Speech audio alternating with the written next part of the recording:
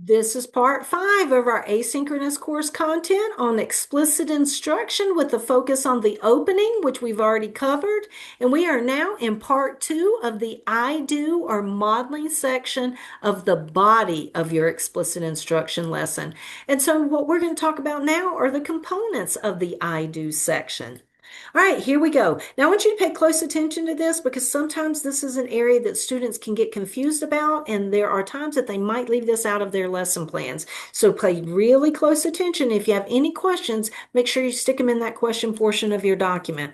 All right, one of the components of an explicit instruction I do or the modeling is what's called a show and tell, and that is exactly what it sounds like. You are showing the students exactly what that skill looks like, exactly the way you want them to perform it, and you are telling them what you're doing. So again, you are demonstrating the skill exactly like the student should perform it, and you are describing what you are doing. So think about that.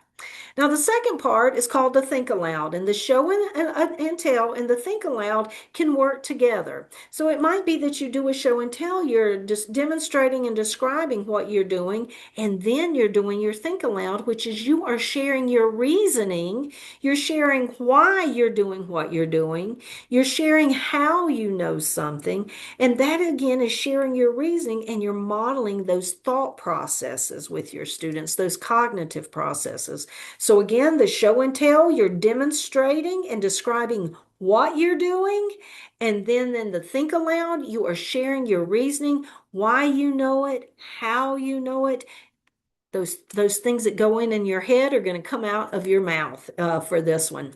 And when they come out, you're going to make sure that you are using what are called the 3 C's of language. You want to make sure that in that modeling, when you are modeling, that your language is clear, that it is concise. We're not going to give more information than our students need to know, and that it is consistent. So if you are doing multiple examples, you want to make sure that you are describing it the same way every single time, that you are consistent in how you are doing and describing something.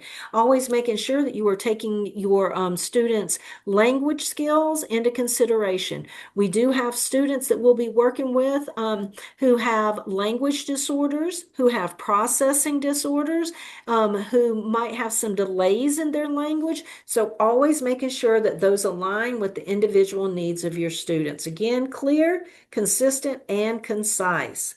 Now, during the modeling, you're not modeling just the whole time and the students are just sitting there staring at you. During that modeling, you are engaging the students. But when you are engaging your students, you are engaging them in those prerequisite skills, those things that you've already taught them that they already know. And you want to make sure that you're giving lots of opportunities to respond, but you are not having them engage in the new skill. This is your opportunity to teach it. And so we call that you prompt the old. The old is what you've already taught. It's what your students are already able to do. And if they're able to do it, come on in and have them participate in that part. Great opportunity to get them engaged. Again, giving them multiple opportunities multiple opportunities to respond increases that engagement and that acquisition of skills. But then you're also going to teach the new. And I like to think of it this way. The old, I can let the students in on that old. The students in the old, either they're doing it or we're doing it together in the modeling. But when it comes to that new is for the teacher in the I do section only. And I say that because the teacher is teaching the new skill. The teacher is modeling the new skill. Students are participating with those older skills or the portion of the skill that they have already learned how to do. And always, always, always checking for understanding and doing that at key parts of the lesson. So we want to make sure that throughout the lesson, we are checking our students' understanding because we don't want to move on when they are confused. We don't want to move on when we need to give more examples right now. We don't want to move on when we might need to teach something again. So again, in that I do portion of your lesson plan, you're making sure, just like we're doing in our planning, that you are modeling in small steps. You're not going in and doing a long division and I'm just rolling through it. You will lose your students. They will not be able to follow you if you're just rolling. We want to make sure that we're teaching it in those small steps. I'm going to teach this. My students can clearly see that. I have demonstrated it. I have described it. I have done my think aloud. Now I'm going to move to the next one. They can clearly see each step. If you model it in those small steps, if you model it as a whole, they might get lost. They might be lost at set two, and then they're just sitting there, passively sitting there as you demonstrate the rest of it. Not only that, you're going to be giving them lots of examples and non-examples. And if you'll remember a couple of weeks ago when we were talking about engagement, student engagement, I gave you examples of what engagement looks like, and then I also gave you non-examples. So that is called example, non-example, and it is an evidence-based practice. So that is something when we start writing lesson plans, you can already go ahead and slide those in if it's applicable for what you're teaching. Again, you're going to prompt that old, get those students engaged, but you are going to teach the new because in the modeling, the new belongs to the teacher. Continuing to check for understanding. And when you're teaching in those small steps, very easy to do that check for understanding after one step or after a couple of steps instead of waiting until the very end. Keeping those students engaged, giving them multiple opportunities to respond and respond again to the content you've already covered that they are already proficient at. And here's the biggie. I want you to stop and hear this because this is important. You take your time during the I do modeling section of your lesson. This is not where we're going to rush. We're not going to rush through this. And the reason is because this is a critical part of your lesson. You need to take your time and go at the pace that your students can comprehend, that they can follow you, that they are able to see you demonstrate and see you demonstrate several examples, that they have multiple opportunities to hear that thought process through your think aloud. So again, when you are doing the I do section of your lesson, take your time. All right, that's how it's done. That's how it is.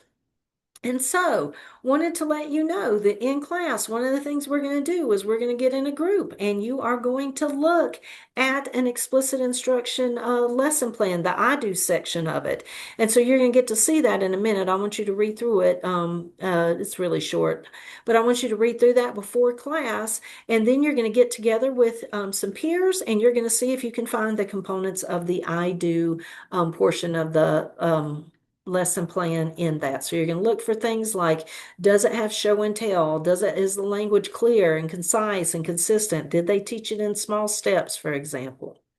All right, what I want you to do right now, this is an activity that we're going to do in class, and this is the I do portion because this is the I do portion of an explicit instruction lesson plan that I wrote for you to review. And so what I want you to do right now, it has 2 slides. The other one only has about half this much on it, but I want you to stop and I want you to read through this so that you're prepared for the activity in class. And this is how I want you to read it. I want you to read what the teacher says or does, and then I want you to read what the students say or do. And because that's the response, and that's how you read through the whole lesson, and that is how you will write your lesson. So when you look at it, you're going to do this is what the teacher does or says, and this is what the student does or says. So go ahead, stop your video, read through this, and then we'll do the next slide. Again, these are very short and won't take us very long to read at all. I'll see you in a second with slide 2. All right, now that you have read that part, let's look at the rest of the lesson. The lesson, it's only the I do portion. So let me move myself out of the way, and I want you to stop your video and read the rest of the I do portion of this lesson. All right, so I hope that you could see as you were just reading through it some of those components that we talked about earlier. Now, I do want to let you know what we're going to be doing in class. One of the things we're going to be doing in class is, this is a we do, let me move myself out of the way, is as a group, we are going to write the I do section of an explicit instruction lesson on writing the letter A. So for number 11 in your participation document, what I want you to do, and this is you preparing for for this activity is that I want you to do a task analysis for writing the lowercase letter A. And remember, when you do a task analysis, you actually perform the skill and you write down the steps as you do each one of them. So you should be getting out a piece of paper and you should be writing the letter A, and then I want you to list out the steps that you go through when you're writing that. And then bring that to class because I want you to look at that and we're going to compare because your task analysis might look different than someone else's. So again, stop your video, write that task analysis for writing the lowercase letter A, and then come on back. All right, it's going to be really interesting to see if your task analysis is the same as someone else's. All right, we're going to work on this in class, so I'm just going to slide past that. Now, I also want to let you know that in class, after you have read through explicit instruction I do section that I wrote, that's the I do, we have done it in class together, that's our guided practice, our we do, that then you and a group are going to do one on your own to give you practice. And what you're going to do is you're going to first start with your task analysis on identifying adjectives, and then what you're going to do is that you are going to write that out. You're going to do that the I do section.